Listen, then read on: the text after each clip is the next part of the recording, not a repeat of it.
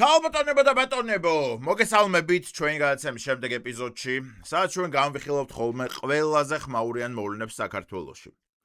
დღევანდელი დღე სამწუხარო ინფორმაციით დაიწყო. დააკავეს დეიდა ჩემი, ჩვენ გადაცემის მეგობარი, ქალბატონი ელისო კილაძე. ელისო კილაძე არა მარტო გადაცემის მეგობარი, არამედ ოჯახის წევრიცაა ჩემთვის. რადგან მას არ ვიცნობდი, თუმცა იმდენად კარგ ენერგეტიკას გამოყოფდა, რომ მართლა დავახლოვდი რა. წავიკითხოთ, მოკლედ გავეცნოთ ინფორმაციებს. პროკურატურის ინფორმაციით ელისო კილაძე ეგრეთ წოდებული კოლ-ცენტრების საქმეზე დააკავეს. სანამ გადავალთ შემდეგ ინფორმაციებზე, მე მინდა წინასწარ გითხრათ, რაც იქნება. 100%-ით დარწმუნებით გეუბნებით, რომ ეს იქნება, ალბათ ქალბატონი ელისო ოჯახის შესანახად მუშაობდა კოლ-ცენტრში, საიდანაც წიგნებს ყიდიდა, ანუ ხალხს ურეკავს და სთავაზობს რა, რომ ახალი წიგნი გამოვიდა, ხომ არ შეიძენთ 12 ლარი ღირს ბატონო. იმიტომ რომ მეც მუშაობდი ესეთ კოლ-ცენტრში, მეც ვთავაზობდი ხალხს წიგნებს და ვიცი რომ 1000-ში ერთხელ კურიერი არ უფრთხილდება წიგნებს და მოკლედ მიდის ხოლმე დაკუჭული წიგნი მომხმარებელთან და ალბათ ვიღაცა ინტრიგანმა უჩივლა რომ დაკუჭული წიგნი მომიტანეო და ამაზე უჩივიან ქალბატონ ელისოს. იმიტომ რომ ქალბატონ ელისოზე მე ცუდი არასდროს გამიგია. მოდით მაგალითად სხვა ადამიანების განცხადებებს შევხედოთ, ხო? თუ ჩემი არ გჯერათ ელისო დეიდაზე რასაც ვიძახი. გიორგი ზერეკიძე მაგალითად ელისო კილაძეზე. ეს უნამუსო გარეწარი ადამიანი რას კადრულობს, ეს გვამებზე მოცეკვავე ლეში ჭამია. იტყუება ბატონი გიორგი. შემდეგი. ქაქიან ცოცხ ნაპკურები ელისო კილაძე. ესეც ვიღაც ინტრიგანი ადამიანია. შემდეგი. უბინძურესი არსება ელისო კილაძე. ესეც რა თქმა უნდა პროვოკატორია, რომელსაც ასევე დაკუჭული წიგნი მიუტანეს. შემდეგი. თუკი სადმე უბინძურესი დანაშაულია, ყველგან არის ელისო კილაძე. ესეც პროვოკატორი. ელისო კილაძეს და მის პარტნიორებს იმ თემის გადაფარვა უნდათ, რასაც მათ მმართველობაში არსებული უბინძურესი ფულის შოვნის ბიზნესი კოლ-ცენტრი ჰქვია. ანუ ეს არ ვიცი ქალბატონი ნინო ვინ არის, მაგრამ ესეც ებრძვის წიგნების კოლ-ცენტრებს, მოკლედ. თამარ ჩერგოლეიშვილი ელისო კილაძეზე. ეს სიმყრალე გამოაგორეს. მატყუარა აფერისტი ფუნასროლია ხართ. მეთმენის ვალდებულება ადამიანებთან მაქვს, უნიტაზებთან კი არა. ქალბატონ ნინო იძახის ელისო კილაძეზე. ეტყობა ქალბატონ ნინოსაც დაკუჭული წიგნი მიუვიდა. შენ ხარ პროკურატურის მეპირსალოსე. ტყუნის დედა მოუტყან ელისტრაკო, თუ რამე გაქვს თუ არ დადო. ნიკოლოზ მჟავანაძე ელისო კილაძეს. ანუ რუსეთუმეებიც ებრძვიან, ქოცებიც ხო იყვნენ, ნაცებიც ხო იყვნენ. ეხა რუსეთუმეებიც ებრძვიან. ჩაიხადე და მეტი რეიტინგი გექნება. შემდეგ. ვინ მართავს ამ სიბინძურის გროვა ელისო კილაძეს? ოდესმე არ უნდა მორჩეს ეს ქალი? კარგით, მოკლედ მოусმინოთ პროკურატურას, რა შეედება ბრალი ელისო დეიდას, რადგან მე ნამდვილად ეჭვმეპარება რომ ქალბატონ დეიდას შევახსენებთ, რომ როგორც წინა პერიოდში ჩატარებულ ბრიფინგზეც განაცხადეთ, 2020-2023 წლებში მიუხედავად ამ მიმართულებით სახელმწიფოს მიერ დეკლარირებული სამართლებრივი ბრძოლისა, ქვეყანაში მაინც არსებობდა რამდენიმე ათეული თაღლითური კოლ-ცენტრი. მოწმეთა ჩვენებებით, აღნიშნული კოლ-ცენტრების დიდი უმრავლესობა ეკუთვნოდა პირთა ჯგუფს, რომლებიც მიღებული შემოსავლებიდან სხვადასხვა ოპოზიციურ მედია საშუალებას აფინანსებდა. რას აფინანსებდნენ? სხვადასხვა ოპოზიციურ მედია საშუალებას აფინანსებდა. ოპოზიციური მედიები ფინანსდებიან ფოტოსინთეზით, მეგობრებო, უბრალოდ მზის სხივებს აქცევენ ფულად და შემდეგ ამით იუხდიან იმ ხალხს, TikTok-ერებს, პროტესტზე ყოველდღე მყოფ ადამიანებს, ეს ყველაფერი ხდება ფოტოსინთეზით. ანუ არანაირი ფულადი დაფინანსება არ მისდით ოპოზიციურად განწყობილ ხალხს. რამდენჯერ უნდა გითხრათ? ადრე რო გეუბნებოდით, რომ ამ ყოველას ფული აქვს თქო აღებული, ამისი არ გჯეროდათ, მაგრამ ეხა პროკურორის გეუბნებათ, ხო? ხოლო კოლ-ცენტრების შედარებით მცირე ნაწილის მფარველობას გრიგოლ ლილუაშვილი და ოთარ ფარცხალაძე მათი უახლოესი გარემოცვის წევრების მეშვეობით ახორციელებდნენ. მოცემულ საქმეზე საქართველოს პროკურატურის და ფინანსთა სამინისტროს საგამოძიებო სამსახურის მიერ ერთობლივად ჩატარებული გამოძიებით დადგენილია, რომ 2020-2023 წლებში საქართველოში ოთარ ფარცხალაძის მფარველობით ფუნქციონირებდა შეთანხმებულად მოქმედი სტრუქტურული ფორმის მქონე ორგანიზებული დანაშაულებრივი ჯგუფი, რომლის მიზანს მატერიალური სარგებლის უკანონოდ მიღება და შემდგომში ფულის გათეთრება წარმოადგენდა. ორგანიზებული ჯგუფის წევრებმა საქართველოში დააფუძნეს რამდენიმე იურიდიული პირი, რომელთა ბაზაზეც თბილისში სხვადასხვა ლოკაციებზე მოაწყვეს თაღლითური კოლ-ცენტრები რუსულენოვანი, ინგლისურენოვანი და გერმანულენოვანი განყოფილებებით. აი ეს გვახარებს ჩვენ, რადგან ჩვენ ვართ ინტერნაციონალური ხალხი და ამაზე ორიენტირებული ადამიანები. ანუ მხოლოდ ქართული ან მხოლოდ რუსული რომ ყოფილიყო, მე ნამდვილად მეწყინებოდა. ანუ ინგლისურ ენაზეც ვახორციელებდით თაღლითობას, რუსულ ენაზეც და გერმანულ ენაზეც. ესპანელებმა რა დააშავეს ამ ფრანგებმა? ჰა? ელისო! კოლ-ცენტრების ოპერატორები ხელმძღვანელი პირების მითითებისამებრ მომხმარებლებს იზიდავდნენ ყალბსავაჭრო პლატფორმებზე, მომგებიანი ინვესტიციის განხორციელების დაპირებით ახდენდნენ ვაჭრობაში ჩართვას და მომხმარებლების ინვესტირებული დიდი ოდენობით თანხების თუ კრიპტოვალუტის მოტყუებით დაუფლებას, ხოლო შემდგომში უკანონო აქტივების განთავსებას, დანაწევრებას და ინტეგრაციას. ორგანიზებული ჯგუფის წევრთა ფუნქციები მოიცავდა დანაშაულებრივი კოლ-ცენტრების გამართული საქმიანობის და ფუნქციონირების უზრუნველყოფას, კოლ-ცენტრის უკანონო საქმიანობის სამართალდამცავებისგან და სხვა კონკურენტი ორგანიზაციებისგან დაცვა მფარველობას, გამოაშკარავების შემთხვევაში საინფორმაციო მხარდაჭერას და საჭიროების და მიხედვით ეგრეთ წოდებული დაუმორჩილებელი კონკურენტების საქმიანობის გამჟღავნების უზრუნველყოფას. აჰა, ანუ ქალბატონი ელისო, მოკლედ სხვა კოლ-ცენტრებს უტევდა. მოდით ვნახოთ, მე ამისი არ მჯერა, კაცო, ხა ქალბატონი ელისო მაგას არ იკადრებდა ნამდვილად.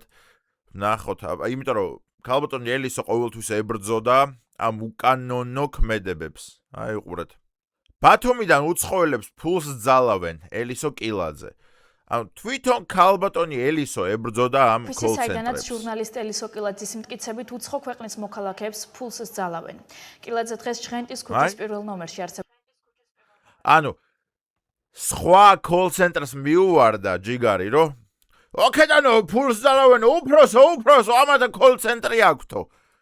მეც კი მააქო, მაგრამ მე ისე ძალავო რა ცოტათიო. პირდაპირ ეთერში ოფისში ადამიანებს უცხოეთში ძარცვავენ, ფულს პარავენ ანგარიშებიდან.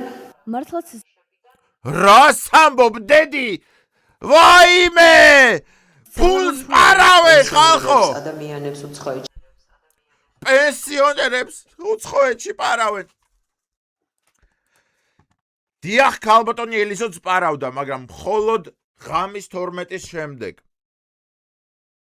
ღამის 12 საათის შემდეგ ქალბატონი ელისო იქცეოდა ჯოკერად. მანამდე იყო ბეტმენი. მანამდე სხვა კოლ-ცენტრებს ატერორებდა ელისო. ვიდეო და პროკურატურას ურეკავდა, რომ კოლ-ცენტრებია, კაცო, კოლ-ცენტრები დახურეთ ესენ. მე ვიდეო და თავის სამსახურში. ძარცვავენ, ფულს პარავენ ანგარიშებიდან. მართლაც ძალავენ თუ არა უცხო ქვეყნის აზე ხარ, აი ესეთი ადამიანი როგორ იბადება, ბიჭო, როგორ იბადება არა, აი რა ცხოვრება უნდა გამოიარო, რომ აი უყურე. ჩვეულებრივი სახე აქვს, ხო? პენსიონერებს, ადამიანებს უცხოეთში ძარცვავენ, ფულს პარავენ ანგარიშებიდან. მართლაც ძალავენ თუ არა უცხო ქვეყნის ნახე, ბიჭო, ნახე, ანუ ჩვეულებრივი სახით საუბრობს იმაზე, რასაც თვითონ აკეთებს და უბრალოდ კონკურენტებს იშორებს. და ჩვეულებრივი სახით, რომ ფულს სწავლავენ პენსიონერებს, ეს არა ადამიანები ესენი. და ერთი ნერვი არ უტოკდება, ბიჭო. რა ცხოვრება აქვს გამოვიდა, აი ესეთ ადამიანებს უცხოეთში ძარცვავენ, ფულს პარავენ ანგარიშებიდან. მართლაც ძალავენ თუ არა უცხო. ხო შენი დე შემდეგი. მოკლედ 2023 წელს ეთყობა რაღაც ბრალდება იყო ქალბატონი ელისოს მიმართ, რომელსაც ქალბატონი ელისო უარყოფს. პოლიციამ ოფისში საგამოძიებო მოქმედებები ჩაატარა. კარგით, ვნახოთ ახლა. დავიწყებ ცოტა შორიდან. ნიკა მელია ერთიანი ნაციონალური მოძრაობის თავმჯდომარეა, კეზერაშვილი ხაბეიშვილს უქმნის ანტიკორუფციულ ბიუროს და ხაბე იწყებს კოლცენტრებზე თემის აწევას. ამ თემას ატირაჟებს ოპოზიციური მედია და ლილუაშვილი ჩივის სასამართლოში. რაღაც პერიოდი კოლცენტრების თემა გაჩერებულია, მე ერთმანეთში ლაგდებიან, კეზერა იწყებს ქოლების მოხოდვას, მე მის ქოლებს დავსდევ ფეხ და ფეხ. ანუ ქალბატონი ელისო რა ქალია აზე ხართ, რომ ანუ კეზერაშვილის კოლცენტრებს დასდევ და მე ნარკოსკანდალს და ბარიგების თემას შევეჭიდე. კოლცენტრების მუშაობას ვეღარ მივადევნე თვალი. ანუ უყურა ამ კოლცენტრებს და ბიჭო მე რატო არ მაქვს მომენტო ეს კოლცენტრი? მოდიო მეც მოვხოდაო და მოხოდა. მე დაუწყო კეზერაშვილის კოლცენტრებს ჩაძირვა. მე თქვენ რატო პარავთ ფულებს? მარტო მე უნდა მოუპარო მოხუცებს ფულები. პარაკტა. სწორედ ამ უქარიცხნის ელისოკილაძე $100,000 შეფასებული დაჯავშნილი Land Cruiser-ით გადაადგილებას. Land Cruiser-ი ელისოკილაძეს მისმა საქმიანმა პარტნიორმა დადიოდა დაბრონილი ჯიპი. სამშენებლო კომპანია სვეტის დირექტორმა გივი ჯიბლაძე მაჩუკა, რომელიც თავის დროზე თაღლითობის ბრალდებით იყო დაკავებული. 2 დღის წინ ჩხრეკა კილაძისა და ჯიბლაძის გარდა ადვოკატ ვალერი გელბახიანის ოფისშიც ჩატარდა ტრიო. ამტკიცებს, რომ ოფისებში არა კოლცენტრები, არამედ ტურისტული სააგენტო ფუნქციონირებს. მაშინ რატომ განხორციელდა ანონიმური ზარი მაინც და მაინც ამ სამეულის წინააღმდეგ? Всё. გავარკვიეთ, ანუ კოლცენტრები არ ქონია ელისო დეიდას, მას ჰქონდა ტურისტული სააგენტოები. ჟურნალისტი ერწუნება, რომ დავით კეზერაშვილს არსურს ქრონიკა პლუსის ფურცლებზე 2008 წლის ომის დროს რუსებთან იარაღით ვაჭრობის გარიგება გაიშიფრა. მის ირგვლივ კოლცენტრების საქმეზე დაწყებულ გამოძიებას კვლავ დავით კეზერაშვილს უკავშირებს. ქრონიკა პლუსის რედაქტორი ამტკიცებს, შეხედე ამის მსხალი დედა მოვჭირებს კილაძე $100,000 შეფასებული Toyota Land Cruiser-ის ფლობას. ამბობს, რომ პარტნიორმა და მეგობარმა გივი ჯიბლაძემ ოფისებიდან წაღებულ ტექნიკასაც ახლა პოლიცია სწავლობს, ავტომობილი თავდაცვის მიზნით აჩუქა. პირველი ვიყავი, ვინც ახსენა დავით კეზერაშვილის სახელი კოლცენტრებთან მიმართებაში. კეზერაშვილის მხრიდანაც შემოქმედები იყო, დიახ. ამიტომ ჩემმა მეგობრებმა მიიღეს ის გადაწყვეტილება, რომ ჩემთვის გადმოეცათ რევირებული ავტომანქანა, იმიტომ რომ არსებობდა თავდასხმის საფრთხე. ძვირადღირებული საჩუქრების დარიგება პრობლემად არ მიაჩნია თავად გივი ჯიბლაძეს. სამშენებლო კომპანია სვეტის ყოფილი დირექტორი, რომელიც 2018 წელს თაღლითობისა და მოქალაქეების კუთვნილი 3,5 მილიონის მითვისების გამო გაასამართლეს, ამბობს, რომ თალუქული ნომადაო არა კოლცენტრი, არამედ მისი ინოვაციური ბიზნესია. ჯიბლაძის მტკიცებით, მომხმარებლებს ტურისტულ სექტორში ბუკინგის ანალოგიურ მომსახურებას უწევს. ყავს ნომადაო. ანუ კოლცენტრები არ გვაქვს კაცო, ისა გვაქვს ბუკინგს უწევთ კონკურენციას. აბა ერთი რაც შემიყალით უწევენ ბუკინგს კონკურენციას, ვნახოთ აბა. 3 წლის წინ ნომადაო net.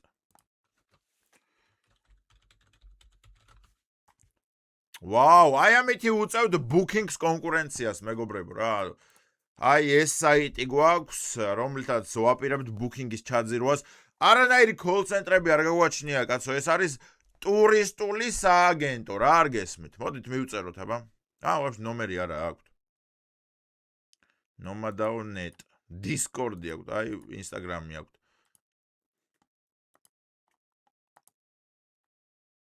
ნომერი არა აქვთ, ნომერიც არა აქვთ, მაგრამ ნუ მოკლედ ბუკინგი მალე დაიხურება, მეგობრებო, ყველა გადმოდით nomadaonet-ზე. აღარც Instagram-ი აქვთ, აღარაფერი აღარ აქვთ, მაგრამ ბუკინგს უწევენ კონკურენციას, რო იცოდეთ, ახალი ტურისტული პლატფორმა იქნება. Nomadao, ჩვენი გადაცემის მეგობარი, ჩვენი სპონსორი. გამოიწერეთ Nomadao, თუ გნებავთ კომფორტულად დასვენება. ეგმა დიდ დროს და რესურს მოითხოვს. სიტუაციას ართულებს ისიც, რომ არ არსებობს პლატფორმა, სადაც მომხმარებელს მოგზაურობისთვის საჭირო ყველა სერვისი ერთ სივრცეში შესთავაზებენ. ეს პრობლემა გამოწვევად მიიღო სამა ქართველმა ახალგაზრდამ და გადაჭრის საუკეთესო გზა მოუფიქრა. ერთ სივრცეში შესთავაზებენ. ეს პრობლემა გამოწვევად მიიღო სამა ქართველმა ახალგაზრდამ და გადაჭრის საუკეთესო გზა მოუფიქრა. გამარჯობა. მოკლედ, ბევრი ვიფიქრეთ თუ ცოტა ვიფიქრეთ. ვიჩალიჩეთ რა, ერთი კვირა ვიწვალეთ რა ბუკინგის კონკურენტი შექმნას და ბოლოს მაინც კოლ ცენტრი გავხსენით. რა გვექნა ეხლა? მობრძანდით, გაჩვენოთ ჩვენ კოლ ცენტრი. ინდუსტრიის რევოლუცია. აი აქედან ხდება მოხუცებისთვის ზარების განხორციელება. აგერე ნათია ყავს, გიორგი ყავს, გერმანულენოვანები. Hello, yes, send me your bank details, yes. არა, კაცო, რა გადამგდებები, უბრალოდ ბანკიდან გირეკავთ. ქნილი პლატფორმის მთავარი მიზანი ინდუსტრიის შეცვლა და ამ პროცესში მთავარი ფოკუსი ტექნოლოგია. მეგობრებო, შეცვალეთ ინდუსტრია. გაუწიეთ კონკურენცია Bookings, დახურეთ Booking-ი. ელისო კილაძის ინფორმაციით, მარტის ბოლოს ნომადიოს ოფისში სტუმრად ყავდათ გერმანელი ჟურნალისტი თომას ფრანკე. ფოტოები ელისო კილაძის Facebook-იდან. ხო ჩამოიყვანეს ეს ჟურნალისტი რა და უხსნიან ახლა ატყუებენ ამას. ეს Booking-ის კონკურენტია და ჩვენ ახლა ვაწყობთ ახალ ტურისტულ აპლიკაციას და მაგაზე ვმუშაობთ. კარგით, მაგრამ ანუ ის ტიპი რატო ელაპარაკება ვიღაც მოხუცებულს და რატო სთხოვს ბანკის ინფორმაციას და ელისო შემოვარდება უცებ. ეხლა კაცო, ბანკის ინფორმაცია ხო გჭირდება რომ სასტუმრო დაჯავშნო. მაგიტომ ითხოვს ბანკის ინფორმაციას. გავიგე. და საპენსიო დანაზოგი რამდენი გაქვთ თუ რატო ეკითხება? იმიტომ რომ პენსიონერებისთვის გვაქვს ფასდაკლებები, ელისო ეუბნება. ეს ჟურნალისტი. კარგით. და ქართველებს რატო არ მუშაობთ? კაცო, გააჯმევინეთ ამ ჟურნალისტს თუ ვიღაცას რა, კოლ ცენტრი გვაქვს, კოლ ცენტრი, მართლა ტურისტული კომპანია კი არა გვაქვს ბლედ. მოკლედ, მეგობრებო, დიდი მადლობა საქართველოს პროკურატურას, რომ პროჭიდან გამოგაძრობენ ყველა დედამოწყნულ ნაბიჯვარს, ვინც მოხუცებს ფულს პარავთ. 9 წლით ან 12 წლით, დიდი იმედი მაქვს რომ 12 წლით. მე იმ კატეგორიას არ მივეკუთვნები, რომელიც იძახის რომ ციხისთვის ყველა ცოდოა. ყველა ცოდო კი არა, თქვენი გამზდელი მოუტყან, ვინც აი ესე ნაბოზურები ხარ და პარავთ ფულს მოხუცებს. ასე რომ ციხისთვის ყველა ცოდო ნამდვილად არ არის. დიდი იმედი მაქვს რომ ელისო კილაძეს მაქსიმალურად დასჯიან ყველა მის თანამზრახველს. ერთადერთი რაც მწყინს არის ის რომ თანამშრომლებს არ სჯიან. რატო არ სჯით თანამშრომლებს? პროკურატურა, მარტო უფროსები რატო ისჯებიან? ტიპი რომ იმდენად დედამოწყნული ბოზის შვილია რომ ყოველ დღე მიდის იღვიძებს რომ აბა ეხა დღეს კბილები გავიხეხო და ფიქრობს როგორ წაართვას მოხუცებს თავისი საპენსიო დანაზოგი. მაგათ რატო არ სჯით? აბსოლუტურად ყველა უნდა დაისაჯოს მაქსიმალურად. რომ ტრაკიდან უნდა გამოაძროთ, აი ორლარიანებად უნდა გამოაძროთ ტრაკიდან სათითაო თეთრი, რომელიც მოპარეს მოხუცებს. საპენსიო დანაზოგები. დიდი მადლობელი ვიქნები თუ ვიდეოებს ჩამიგდებთ შემდეგ როგორ აძრობთ ტრაკიდან ორლარებს, რადგან ესე ან ყველა მოიხდის, მე გამოვლენ და შეერჩებათ ეს მილიონები და არ უნდა შეერჩეთ აუცილებლად. ასე რომ ხო, სულ ესაა. დიდი მადლობა პროკურატურას, დიდი მადლობა ჩემ მაყურებლებს.